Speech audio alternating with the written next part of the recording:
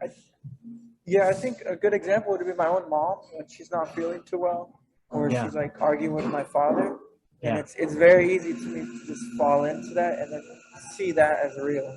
I mean, so is it more like in situations where there is some kind of conflict or stress or anything like that?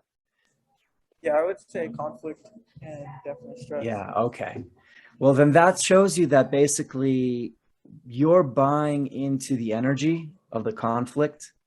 And because once you buy into that, you can't see them not as a body because you're believing the situation.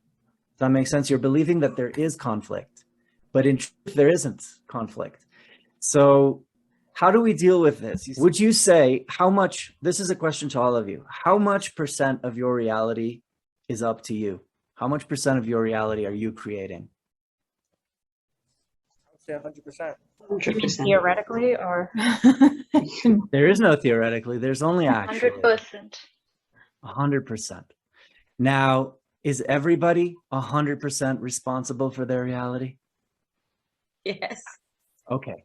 So now let's say your mom and dad, Abe, they're choosing to be against each other.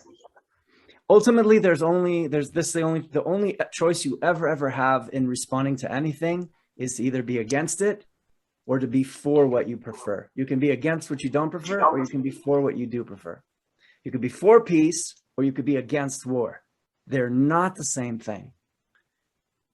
Let's take a moment with that. You can be for peace, or you can be against war. Who can tell me why those are not the same things? The energy of against is war. You have a Say it point. Sorry. Wait, let's let Chris finish. Go ahead, Chris. The energy of against is war. Thank you. Well said. Yes. Okay. Did you want to add, Prashani? Yeah, I was just saying you're stuck to a point of view, even with when you say against war, there's a point of view. The moment you're stuck with a point of view, you're still against. You're still kind of. Yeah. Right. Yeah. My You're point of taking view sides. against your point of view. Is it kind of like you can't fight the ego because fighting is of the ego? Yeah. I mean, who wants to fight the ego? Right. Yeah. Okay. So you understand though, or you could look at it also in a vibrational sense. If you're against something, if you're against war, then you're becoming the vibration of war, just like Chris said. So you can't, so how can you choose peace if you're against war? You've chosen war by being against war. So you can't choose peace now. Okay. Are we clear on that? Okay. So now your situation is, Abe, when they're in conflict, they're in war, they're in against energy, you as the observer of that situation have a choice how to respond to it, but only 100% of the time. So that means that you can either be against that, and it can be very subtle. There could be a very subtle thought in you that goes, when this stops, I can have peace. But that thought, when this stops, I can have peace, is an against thought.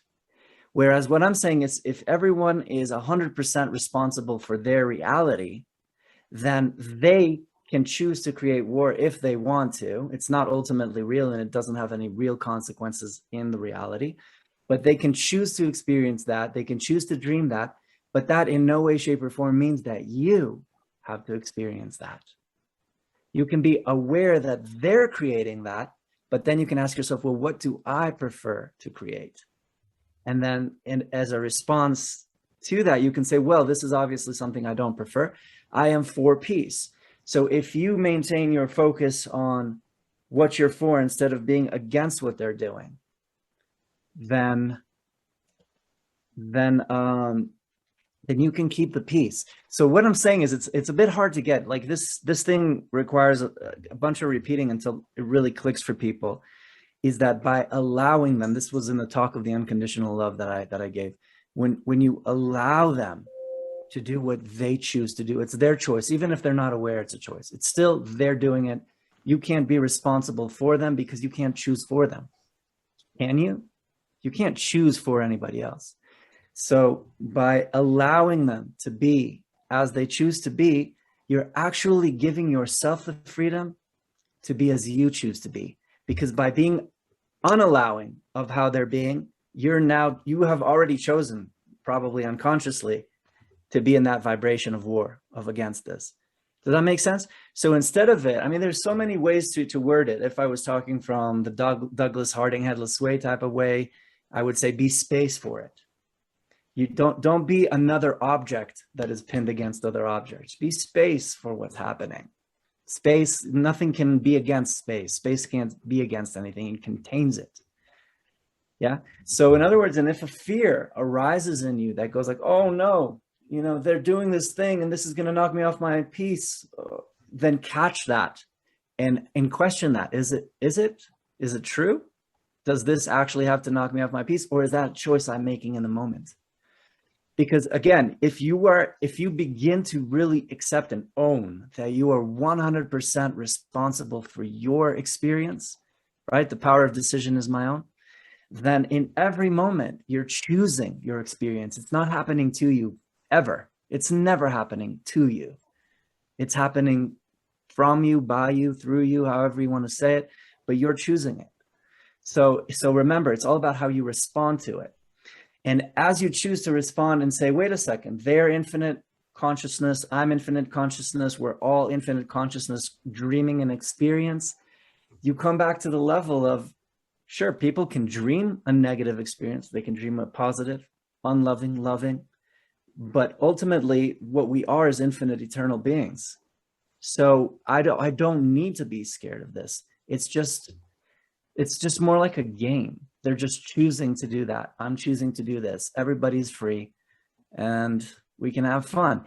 You don't need to feel bad for other people's choices, because you feeling bad for their choosing conflict doesn't help you or them. But you setting an example could probably help. So you're never responsible for them, but you can be responsible to them by being an example of another way of being. That's what a teacher of God is, the alternative. You be the peace, and then that shows them in their reality, wait, there's a peaceful way to be. Maybe we can start to vibrate with that other way, to resonate with that. Does that make sense? Perfectly clear. Yeah. Thank you. Okay. And does it answer your question, or is there more to the question here that I'm not addressing? I think that did a good job of addressing it. Do you think you can apply it? Yes.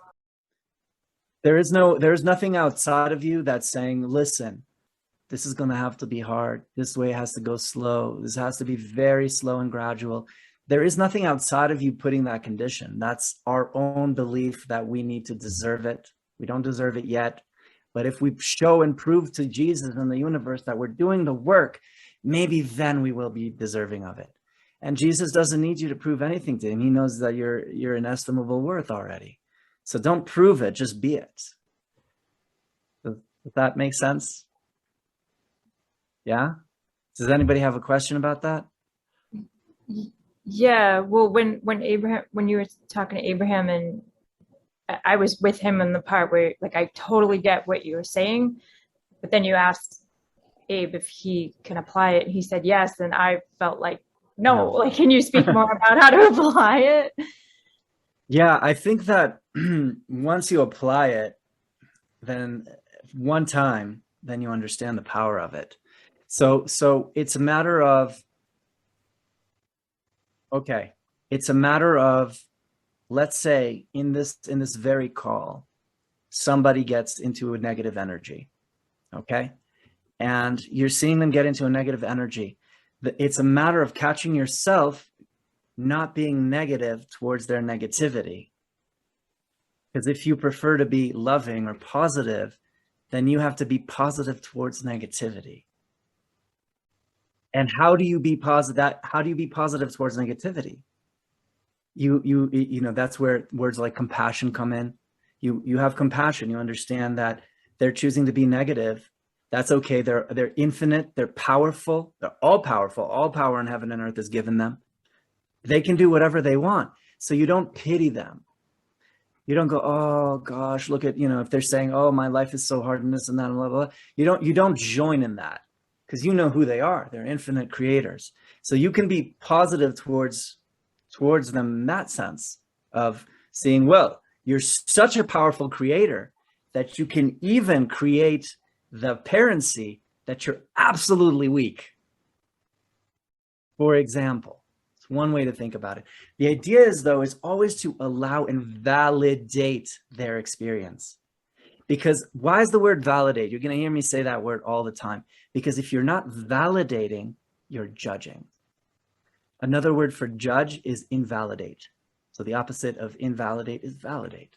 Validate. Let them be where they are. Let them choose what they choose. Don't say that's wrong, you don't get it. And sure, from a more Course in Miracles perspective, you can also know it's not real. And also from what I said, it's not real. If they're powerful, infinite creators, again, it's an apparency of weakness that they might be creating. It's an apparency of whatever. It isn't true, really. It can't be. Does that make some sense? Does that help a little bit more? So let me add this. It's about catching it in the moment. You would simply will, you intend, you decide that almost you want. At this point, you could even be eager to, where is the next negative thing going to come so that I can see that it doesn't have to have any effect on me if I'm not negative towards it. What about that feeling of like, I want to help them. If somebody's,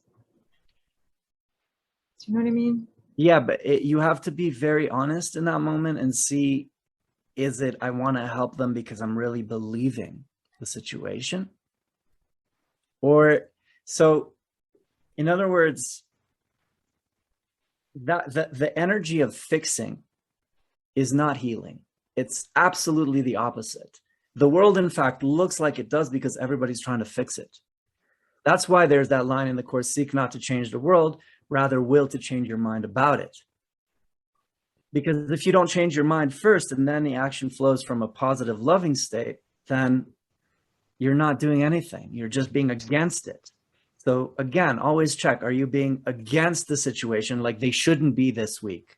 They shouldn't be in this pain. They shouldn't. If it's that, then I would shift it first and then see if there's still a drive to act. Does that help?